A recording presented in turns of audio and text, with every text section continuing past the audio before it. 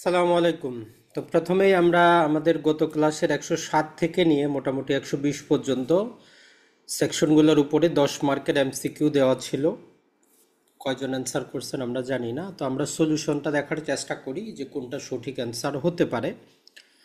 তো আমরা প্রতিদিনই আমরা আজকে যে ক্লাসটা করাই আগামী ক্লাসের পূর্বে সেই সাবজেক্টটার উপর বা সেই সেকশনগুলোর উপর 10 মার্কের এমসিকিউ থাকবে। এটা নির্ভর করে যে আপনি কতটা আইনটা বুঝতে পারছেন। তো এটাতে নাম্বার কম পেলে অথবা না বুঝলে দুইটাই আপনার লাভ। নাম্বার কম পেলে আপনাকে পড়তে হবে, না বুঝলে আপনি শিখে নিতে পারবেন। তো অবশ্যই অ্যান্সারগুলো দেওয়ার চেষ্টা করবেন। আমরা সংক্ষেপে একটু দেখার চেষ্টা করি যে কি কি প্রশ্ন ছিল। আপনি যদি দাগিয়ে থাকেন তাহলে মিলিয়ে নিতে পারেন যে কোনটার কি অ্যান্সার হইতে পারে। প্রথম যে প্রশ্নটা সেটা ছিল যে আমাদের একজন ব্যক্তি যখন কোনো কাজ করার জন্য কি করে প্ররোচনা দেয়, এই প্ররোচনার মানেটা কি? আমরা যে পড়লাম যে অ্যাবাটমেন্ট, আসলে এর মানেটা কি? চারটা অপশন দেওয়া আছে, এখন আমাদের সঠিক অ্যান্সার কোনটা হবে। তাইলে প্ররোচনা বা একজনকে আপনি একটা কাজ করার জন্য প্ররোচিত করতেছেন বলতে আমরা কি বুঝবো? যে শুধু নিজেরাই কাজ করে কাউকে উস্কানি দেওয়া, ষড়যন্ত্র করা, ইচ্ছাকৃত সাহায্য করা। তাহলে আমরা এই খ নাম্বারে সঠিক অ্যান্সারটা পাচ্ছি যে উস্কানি দেওয়া, ষড়যন্ত্র করা বা ইচ্ছাকৃত সাহায্য করা, যেটা আমাদের 107 নাম্বার যে ধারা তার মূল উপাদান। আমরা বলেছি মনে রাখবেন ACI, এতে হচ্ছে এডিং করা মানে সাহায্য করা, সিতে হচ্ছে কনস্পিরেসি মানে ষড়যন্ত্র করা, আর আইতে হচ্ছে ইনস্টিগেশন মানে কাউকে উত্তেজিত করা, প্ররোচিত করা, কাউকে কোনো একটা কাজ করার জন্য উস্কানি দেওয়া। তো এইটা হচ্ছে আমাদের মূল উপাদান। তাহলে একের সঠিক অ্যান্সার হচ্ছে আমাদের খ, যে অ্যাবাটমেন্টের মূল উপাদানটা। 2 নম্বরে যদি আমরা দেখি যে খকে হত্যা করার জন্য প্ররোচনা দেয়। একজন ব্যক্তি কি করছে, আরেকজন ব্যক্তিকে হত্যা করার জন্য প্ররোচনা দিচ্ছে, অ্যাবাটমেন্ট করতেছে, কিন্তু ওই ব্যক্তি যে সে অস্বীকার করতেছে যে আমি করব না। তাহলে এর মাধ্যমে কি কোনো অপরাধ সংগঠিত হইল কি না? যেমন ধরেন যে আপনার ইচ্ছা হইলে একজনকে মারবেন, আপনি আরেকজনকে টাকা পয়সা দিলেন বা বললেন যে ওরা একটু হত্যা করো, সে বললো যে ভাই আমি পারবো না। তো এতটুকু কথার মধ্যে কি অপরাধ হইল কি হয় নাই? তো এইখানে আমাদের চারটা অপশন দেওয়া আছে, যে এখানে যে তাহলে কেউ যদি দোষী হয়, কে দোষী হবে? তো শুধু খ হবে না, ক হবে না, উভয় হবে না, কেউ হবে না? তো আমরা 108-এর মধ্যে আমরা দেখেছি আমাদেরকে যে জিনিসটা বলে যে 108-এর মধ্যে আমাদের 5টা ব্যাখ্যা দেওয়া আছে। ওই ব্যাখ্যাগুলোতে আমাদেরকে বুঝায় কি যে আপনার কাজ করার দরকার নাই, মানে আপনি যাকে কাজটা দিচ্ছেন ওনার কাজ করার দরকার নাই। আপনার যে এই যে খারাপ একটা ইন্টেনশন ছিল, ম্যানস্ট্রিয়া ছিল, আরেকজনের কাছে প্রকাশ করছেন, এতটুকুই অপরাধ। তাহলে এইখানে শুধুমাত্র যিনি এই যে একজনকে হত্যা করাইতে চেয়েছিলেন উনি শুধু অপরাধী হবেন। সঠিক অ্যান্সার হচ্ছে আমাদের এরপরে 3 নম্বরে যদি আমরা দেখি যে যারা অন্যের সঙ্গে মিলে কোনো অপরাধের ষড়যন্ত্র করে, কনস্পিরেসি করে, এদেরকে আমরা কি বলবো? চারটা অপশন দেওয়া আছে। তো এখানে মূল কথাটা হচ্ছে যে অপরাধ না করলেও দোষ, প্ররোচনায় শুধু অপরাধী হবে, শুধু অপরাধ করলেই দোষী না, দায়ী না। তাহলে তার মানে হচ্ছে আমরা যে ক্রিমিনাল কনস্পিরেসিটা পড়ছি, এই ক্রিমিনাল কনস্পিরেসির মূল উপাদানটাই এই চারটা অপশনে দেওয়া আছে। ক্রিমিনাল কনস্পিরেসির জন্য আমরা সেখানে দেখেছি কি যে আপনি অপরাধ না করলেও দোষী হবেন, শুধুমাত্র যে এ এবং বি মিলে ষড়যন্ত্র যদি জাস্ট করছে এতটুকুই যে আমরা একজনকে মারবো, এতটুকু হওয়া মাত্রই এটা ক্রিমিনাল কনস্পিরেসির মধ্যে চলে আসবে, কোনো কাজ করার দরকার নাই। তাহলে এই এ আর বি যে কোনো ষড়যন্ত্র করতে দুইজন ব্যক্তি প্রয়োজন, সর্বনিম্ন দুইজন।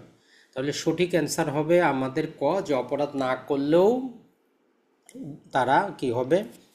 নির্দোষ। সরি, এখানে আমাদের অপশনটাতে ভুল হচ্ছে সম্ভবত, জাস্ট আমরা একটু দেখার চেষ্টা করি। যারা অন্যের সঙ্গে মিলে কোনো অপরাধের জন্য ষড়যন্ত্র করে, অপরাধ না করলেও নির্দোষ, প্ররোচনার অপরাধী শুধু অপরাধ করলেই দোষী হবে, দায়ী নয়। তো আমাদের এখানে যে চারটা অপশন দেওয়া আছে একটাও কিন্তু সঠিক অ্যান্সার দেওয়া নাই। তো আপনি বার কাউন্সিলে যে প্রশ্নগুলো দেখবেন এটার মধ্যে কিছু একটা দুইটা প্রতিবারই এমন প্রশ্ন থাকবে যেখানে অ্যান্সারের মধ্যে সঠিক অ্যান্সারটা দেওয়া থাকে না। যেমন আমার এইবারের পরীক্ষায় যারা সিপিসি পরীক্ষা দিয়েছেন সেখানে একটা এমসিকিউ ছিল যে একটা জিনিস সম্পন্ন হওয়ার কত দিনের মধ্যে না কর্মদিবসের মধ্যে একটা আরেকটা বিচার সংগঠিত হইতে হবে, সেখানেও সঠিক অ্যান্সার দেওয়া ছিল না। তো এইরকম যদি আপনি বার কাউন্সিলে পরীক্ষা দিতে যদি পান, আপনার সবচেয়ে ভালো উপায় হচ্ছে আপনি এই প্রশ্নটা কি করবেন, বাদ দিবেন, এটার অ্যান্সার দেওয়ার দরকার নাই। বাস্তবে আপনি প্রতিটা পরীক্ষায় এরকম একটা করে পাবেন। তো এরকম প্রশ্ন যখন আপনি দেখবেন, এগুলাকে আপনি কি করবেন, প্রথমবার যখন আপনি এমসিকিউ দাগাবেন এটাকে বাদ দিবেন। যখন আপনার দাগানো হয়ে গেল, হাতে সময় আছে, তারপর একবার দেখার চেষ্টা করবেন যে আপনি পারতেছেন কিনা বা বুঝতেছেন কিনা। যদি পারেন তারপরেই দিবেন, তারপরও ডাউট থাকলে ওই এমসিকিউটা অ্যান্সার করার দরকার নাই। ওই জন্য আমরা বলি যে 100-র মধ্যে আপনি যদি 70টা এমসিকিউ যদি সঠিক অ্যান্সার করতে পারেন যথেষ্ট। তাহলে 3 নাম্বারটার এখানে সঠিক অ্যান্সার দেওয়া নাই। মূল জিনিসটা হচ্ছে যে যদি কেউ ষড়যন্ত্র করে, তাদের কাজ করার দরকার নাই, শুধু ওই যে মেন্সরিয়া যেটা দুইজনের একমত হইল এতটুকুই অপরাধ, যেটা আমরা 120-এর মধ্যে পড়েছি গতকালকে, 120-এর এর মধ্যে। এরপরে আমরা 4 নম্বরে যদি চলে যাই, যে যদি 7 বছরের কম বয়সী একজন শিশুকে অপরাধের প্ররোচনা দেয়, অর্থাৎ আমরা পেনাল কোডে জানি 9 বছর পর্যন্ত বাচ্চা যাই কিছু করুক ওইটা কোনো অপরাধ না। এখন একজন ব্যক্তি চালাকি করে, যেহেতু 9 বছর পর্যন্ত বাচ্চা কোনো অপরাধ করতে পারে না, সে 7 বছর বয়স্ক একটা বাচ্চাকে ডিসাইড করছে যে তার মাধ্যমে সে কী করবে, কোনো অপরাধ করাবে, আর শিশুটি একটা অপরাধ করে ফেলে। তো এর ফলে বলতেছে যে এখন দায়টা কার, ওই শিশুর কোনো দায়বদ্ধতা আছে কি না। তো এখানে ক হচ্ছে শুধু শিশু, শুধু ক, ক এবং শিশু উভয় কেউ ন। তো এখানে আমাদের সঠিক অ্যান্সার হবে খটা, শুধু ক দায়ী থাকবে। ওই যে যেহেতু তার বয়স 9 বছরের কম, সে অপরাধী না, পাগলের মাধ্যমেও কাজ করাইলেও সে অপরাধী না, যেটা আমরা দেখেছি। তাহলে এখানে আমাদের সঠিক অ্যান্সার হবে খ, শুধুমাত্র ক দায়ী থাকবে, শিশুর কোনো দায়বদ্ধতা থাকবে না। এরপরে 5 নাম্বার, সেটা হচ্ছে বাংলাদেশে যা অপরাধ তা বাইরে হওয়ার যদি অপরাধের প্ররোচনা দিলে অপরাধ হবে কত ধারায়। অর্থাৎ একটা জিনিস আপনি যদি বাংলাদেশে বসে বাংলাদেশের বাইরে কোনো একটা অপরাধ করার জন্য প্ররোচনা দেন, এইটা আমরা কত ধারায় এই প্ররোচনাটাকে অপরাধ হিসাবে গণ্য করব। তো টোটাল এখানে 4টা ধারা দেওয়া আছে। তো এর জন্য যে কাজটা আমাদের সঠিক অ্যান্সার হচ্ছে 108-এর ক, একটা এডিশনাল সেকশন যুক্ত করা আছে। তো সেইটা হচ্ছে আমাদের সঠিক অ্যান্সার, যে আপনি বাংলাদেশে বসে যদি বাংলাদেশের বাইরে অপরাধের প্ররোচনা দেন, তাহলে আপনার যে জিনিসটা হবে, আপনি অপরাধী কিন্তু হবেন। 6 নাম্বার, যদি প্ররোচনা দেয়া কাজের বদলে ভিন্ন কাজ হয়, আপনি বলছেন একজনকে আঘাত করতে, সে আঘাত করে নেই, অন্য অপরাধ করছে, তখন আপনি দায় থাকবেন কি না। তো এখানে 4টা অপশন আমাদের দেওয়া আছে, যে আপনি যেই কাজ করার জন্য তারে বলছেন অপরাধী, দিয়ে সে সেটা করে নেয়, অন্য একটা অপরাধ করে বসে আছে। তো এই জন্য বলতেছে যে সে দায়ী থাকবে না, যে কাজ হয়েছে তার জন্য দায়ী, শুধু মূল কাজের জন্য দায়ী, শুধু ষড়যন্ত্রের দায়ী। তো এখানে কথা হচ্ছে যে যে কাজ হয়েছে তার জন্য দায় থাকবে, যেটা আমরা ওই 10 থেকে 14 পর্যন্ত আমরা বিভিন্ন দায়বদ্ধতা কিন্তু গত ক্লাসে দেখেছি, যে আপনি যে কাজ করার জন্য দিয়েছেন, যদি ব্যক্তি ওইটার পরিবর্তে অন্য কোনো কাজও করে, তারও দায়বদ্ধতা আপনারই থাকবে। তাহলে সঠিক অ্যান্সার হচ্ছে আমাদের খ। এরপরে যদি আমরা যাই 7 নম্বরে, সেটা হচ্ছে কোনো সরকারি কর্মচারী যদি অপরাধের পরিকল্পনা লুকায় যা প্রতিরোধ করা তার দায়িত্ব ছিল, একটা অপরাধ সংগঠিত হবে এরকম, সে ষড়যন্ত্রের যে সংবাদ পাইছে সে কনসিল করছে, তো এইরকম ক্ষেত্রে তার শাস্তিটা কী হবে। তো এটা হচ্ছে যে সর্বোচ্চ কারাদণ্ডের অর্ধেক কারাদণ্ড হবে, মূল যে অপরাধ ওই অপরাধের 50% তার শাস্তি হবে। 8 নম্বরে হচ্ছে মৃত্যুদণ্ড বা আজীবন কারাদণ্ড সহ অপরাধের জন্য ষড়যন্ত্র করলে শাস্তিটা কী হবে। অর্থাৎ যেই অপরাধের শাস্তি মৃত্যুদণ্ড বা আজীবন কারাবাস, এই রকম অপরাধের যদি কেউ ষড়যন্ত্র করে তার শাস্তিটা কী হবে, মানে 120-এর বি থেকে প্রশ্নটা। তো এইখানে আমাদের সেই অপরাধের প্ররোচনার সমান তার শাস্তি হবে, যেটা আমরা 120-এর বি এর প্রথম অংশে দেখেছি, যে ষড়যন্ত্রের শাস্তি হচ্ছে প্ররোচনার সমান। আর একটা অপরাধের প্ররোচনা করার শাস্তি কি, ওই 109 থেকে 117 পর্যন্ত সেখানে পাই যে কি কি শাস্তিটা হবে।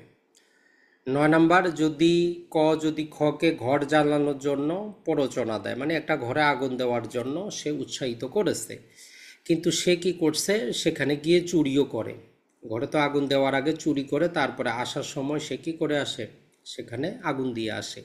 তাহলে এই যে প্ররোচনাটা দিল চুরি করার আগুন দেওয়ার জন্য, সে কি চুরির জন্য দায়বদ্ধ হবে কি হবে না? তো এখানে বলতেছে যে না, সে শুধু ঘর জ্বালানোর জন্য দায়বদ্ধ হবে, চুরির জন্য হবে না। কেন হবে না? কারণ মূল থিমটা হচ্ছে, আমরা যদি কাউকে প্ররোচিত করি, জেনারেল নিয়ম হচ্ছে যে এই প্ররোচনার ফলে উনি যাই কিছু করুক আপনি দায়বদ্ধ থাকবেন যদি সম্ভাব্য ফলাফল হয়। এখন এই ঘরে আগুন দিতে গিয়ে সেখানে চুরি করার কোনো বাধ্যবাধকতা নাই, কিন্তু ধরেন যে আপনি কাউকে বললেন যে এখানে তাকে প্রবেশে বাধা দিবা। এখন এই বাধা দেওয়া কাজ করতে গিয়ে একজনকে আঘাত করা যাইতে পারে, গুরুতর আঘাত করা যাইতে পারে, মৃত্যুও ঘটানো যাইতে পারে, ওইটার জন্য দায়বদ্ধ। কিন্তু একজনের ঘরে আগুন লাগানোর জন্য তার ঘরে চুরি করার ঘটনা নর্মাল না। তাহলে ওই চোর দায় থাকবে চুরির জন্য, আর যিনি উৎসাহটা দিলেন উনি শুধু ঘর জ্বালানোর জন্যই দায়ী থাকবেন। এরপরে যদি আমরা দেখি, যদি প্ররোচিত কাজ না হয়, আপনি যে কাজটা করার জন্য কাউকে অপসহায়তা বা অ্যাবাটমেন্ট করেছেন ওই কাজটা হইল না, কিন্তু প্ররোচনার কারণে অন্য কোনো ক্ষতির কাজ ঘটে, তখন যিনি প্ররোচনাটা দিলেন তার কি ঘটবে? তাহলে আপনি যে কাজ করার জন্য দিয়েছেন সেটা হয় নাই, কিন্তু অন্য একটা কাজ হয়েছে, তাহলে সেক্ষেত্রে কি থাকবে? আমরা যদি এখানে দেখি, বলতেছে বাড়তি কারাদণ্ডের জন্য দায়ী, দায়ী না, শুধু কাজ করা ব্যক্তি দায়ী, মামলা বাতিল। তাহলে বাড়তি কারাদণ্ডের জন্য সে কি থাকবে? দায়ী থাকবে। তো এইটা ছিল আমাদের 10টা জাস্ট এমসিকিউ গতকালকের ক্লাসটা। তো সেটা ভালো করে সেখান থেকে দেখে নেবেন, নিজের সাথে মিলিয়ে নেন যে কটা হয়েছে। জাস্ট আরেকবার আমরা 2 মিনিটে একটু স্মরণ করিয়ে দেই। এভাবে আপনি সেকশনগুলো সামনে রেখে বারবার একটু সামনে রেখে যখন চেষ্টা করবেন, ভিতরেরগুলা মাথায় ঢুকছে কিনা আপনি বুঝতে পারবেন। তাহলে 107-এ আমাদেরকে বলে যে আমাদের যে অ্যাবাটমেন্ট বলতে আমরা 3টা উপাদান যদি থাকে আমরা বলবো কি হয়েছে, অপসহায়তা হয়েছে। যদি অপরাধ করার সময় অথবা পূর্বে আপনি কোনো ষড়যন্ত্র করেন, সহায়তা করেন, অথবা কাউকে অপরাধ করার জন্য উত্তেজিত করেন। আর 108-এ আর 8-এর এতে হচ্ছে, যদি আপনি বাংলাদেশে বসে বাংলাদেশের বাইরে কোনো কাজ করার জন্য প্ররোচনা দেন তারপরও আপনি অপরাধী হবেন। আর 108-এর ক্ষেত্রে বলতেছে যে যিনি কোনো একটা অপরাধ করার জন্য কাউকে প্ররোচিত করে সেই হচ্ছে একজন প্ররোচনাকারী বা অ্যাবাটর। তো এর মধ্যে 5টা বিভিন্ন রকম ব্যাখ্যা দেওয়া আছে, যেগুলো সবচেয়ে বেশি গুরুত্বপূর্ণ। যে আপনি যদি কাউকে কোনো কাজ থেকে বিরত থাকার জন্য প্ররোচনা করেন তারপরও আপনি কী হবেন? অ্যাবাটর হিসাবে গণ্য হবেন। তো এইরকম আপনার যদি পাগলের মাধ্যমে, নাবালকের মাধ্যমেও কাজ করান, মানে যিনি কাজ করার ক্ষেত্রে আইনগতভাবে যোগ্য না, তারপরেও আপনি অপরাধী হবেন। তো এরকম 5টা ব্যাখ্যা দেওয়া আছে, হ্যান্ডনোটের মধ্যে দেওয়া আছে, সেগুলো মুখস্থ করে নেবেন। আর 109-এ বলে যে যেই কাজটার জন্য আপনি কাউকে উৎসাহিত করলেন, প্ররোচনা দিলেন, যদি ওই অপরাধটা বাস্তবেই সংগঠিত হয় তাইলে আপনার শাস্তি হবে ওই অপরাধের মূল শাস্তি যেটা পেনাল কোডে দেওয়া আছে তার মতোই। অর্থাৎ আপনি যদি কাউকে হত্যা করার জন্য কাউকে প্ররোচিত করেন, ওই ব্যক্তি যদি হত্যা করে তার তো হত্যার শাস্তি হবে হবে, আপনারও শাস্তি হবে 302 ধারায় হত্যারই শাস্তি হবে, সেম শাস্তি, মূল অপরাধে যে শাস্তি আপনারও একই শাস্তি। আর 110 থেকে নিয়ে 114 আমাদের কিছু কন্ডিশন বলে দেয় যে এই কন্ডিশনগুলো হইলেও দায়বদ্ধতা থাকবে। 110-এ বলে যে আপনি যেই খারাপ উদ্দেশ্য বা খারাপ জ্ঞান নিয়ে একজনকে প্ররোচিত করছেন, ওই ব্যক্তি যে কাজটা করতেছে সে যদি ভিন্ন উদ্দেশ্যও করে সেটা দেখার বিষয় না, শাস্তি আপনার যে ইন্টেনশন ছিল সেই মোতাবেকই হবে। আর 111 বলে আপনি যেই কাজ করার জন্য কাউকে প্ররোচিত করছেন সে যদি সেইটার পরিবর্তে অন্য একটা কাজ করে, যে সেটার জন্য আপনি দায় থাকবেন। আর 112-তে বলে যে আপনি যেটার জন্য প্ররোচিত করছেন সেইটাও করে, পাশাপাশি এডিশনাল যদি আরেকটা করে, দুইটার জন্যই আপনি দায়ী থাকবেন সমষ্টিগত শাস্তির জন্য। আর 113-তে বলে আপনি যেই কাজ করার জন্য কাউকে প্ররোচিত করেছেন কাজ ওইটাই ঘটছে, কিন্তু ওইটার ফলাফলে আরও গুরুতর একটা অপরাধ সংগঠিত হয়েছে, যেমন কাউকে গুরুতর আঘাত করার জন্য বলছেন, গুরুতর আঘাত করছে, কনসিকুয়েন্সে কয়দিন পরে ওই ব্যক্তি মারা গেছে, তাহলে আপনার বিরুদ্ধে হত্যা মামলা চলবে, যদিও আপনার ইন্টেনশন নলেজ ছিল শুধু আঘাত করা, কিন্তু আপনার ওই আঘাতের ফলশ্রুতিতে সে মারা গেছে, তো এর জন্য আপনি মৃত্যুর জন্য দায়ী থাকবেন।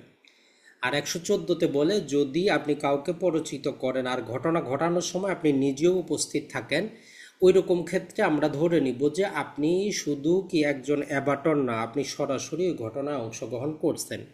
তো এটাতে আমাদের সুবিধাটা কি হয়, নর্মালি যখন আমরা অন্য ধারাগুলাতে গেলে আমাদেরকে সর্বপ্রথম আইনকে আগে প্রমাণ করতে হয় যে আপনি এই ব্যক্তিকে প্ররোচনা দিচ্ছেন আর আপনার প্ররোচনায় প্ররোচিত হয়ে সে কাজটা করছে, এতটুকু প্রমাণ প্রথমে করতে হয়।